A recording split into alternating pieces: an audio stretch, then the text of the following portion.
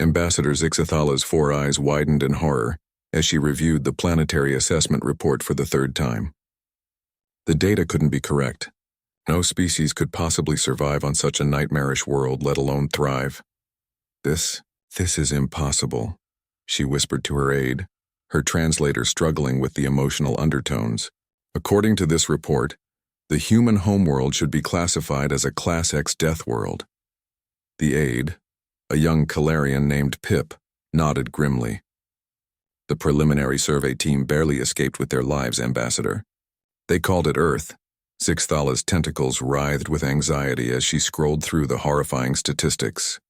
Gravity nearly twice the galactic standard, an atmosphere so corrosive it contained free oxygen, a gas so reactive it could combust organic matter, weather patterns that included frozen water falling from the sky, and electrical discharges powerful enough to vaporize a Zentaurian battlecruiser.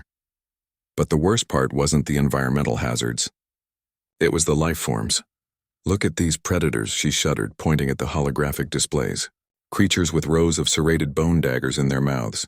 Striped mammals that could tear through reinforced plating.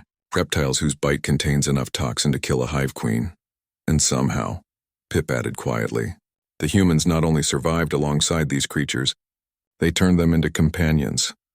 The thought made Zixthala's breathing apparatus wheeze. The survey team had documented humans living with miniature wolves in their dwellings, allowing massive felines to sleep beside their offspring and somehow convincing deadly predators to perform tricks for food. It defied every principle of evolutionary survival. 3 days later, the human delegation arrived at the Galactic Council station. Zixthala had prepared herself for meeting walking nightmares, beings forged by violence and chaos into something monstrous. Instead, she found herself face to face with Ambassador Sarah Chen, a relatively small biped with kind eyes and a warm smile. Ambassador Zixthala, Chen said, extending her hand in what Zixathala's briefings had identified as a handshake, apparently a greeting ritual where humans voluntarily grasped each other's appendages. Thank you for agreeing to meet with us. Zixthala hesitantly extended one tentacle, surprised by the gentle firmness of Chen's grip. I must confess, Ambassador Chen, your species has confused our xenobiologists. Chen laughed, a sound that somehow conveyed pleasure rather than aggression. We tend to have that effect. Would you like to know why we call Earth home instead of a death trap? Over the following hours, Chen painted a picture so alien that Zixthala struggled to comprehend it.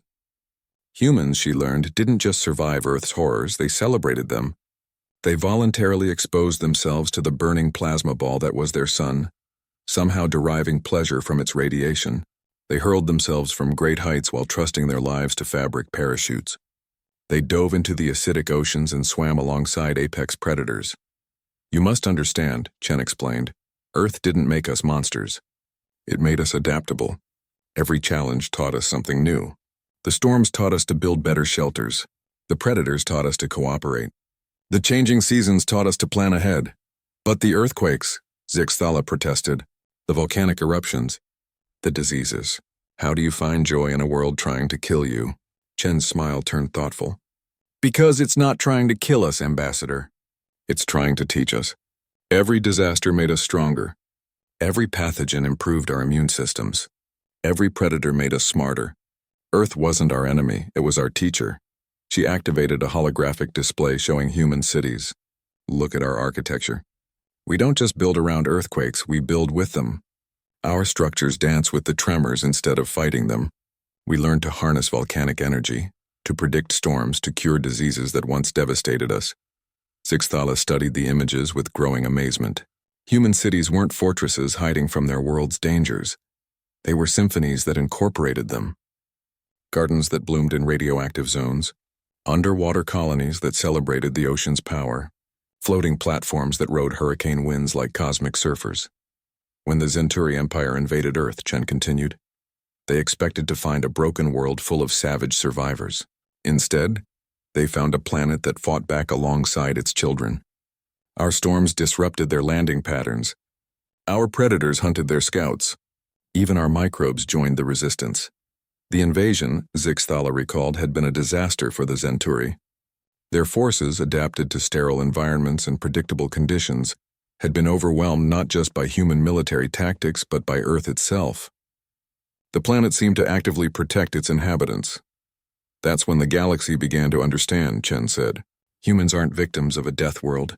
We're partners with it. Earth didn't make us cruel. It made us resilient. It didn't make us violent, it made us protective. It didn't make us fearless, it taught us that courage isn't the absence of fear, but action in spite of it. As the meeting concluded, Zixthala found herself viewing the humans with something approaching awe. These weren't the monsters she'd expected from a death world. They were gardeners who had learned to tend the galaxy's most dangerous garden, and in doing so, had become something unprecedented, a species that could thrive anywhere. One last question, Ambassador Chen, Zixthala said. If Earth is such a teacher, what lesson has it taught you about joining the Galactic Council? Chen's answer would become legendary among the Council archives, that the most beautiful gardens grow in the harshest soil, and that every species, no matter how different, deserves the chance to bloom.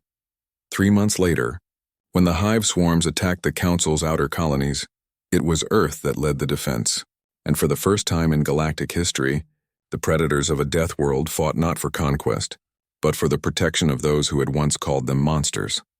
The galaxy learned that day why humans called Earth home. Because home isn't where you're safe from everything. It's where you're strong enough to protect everything you love.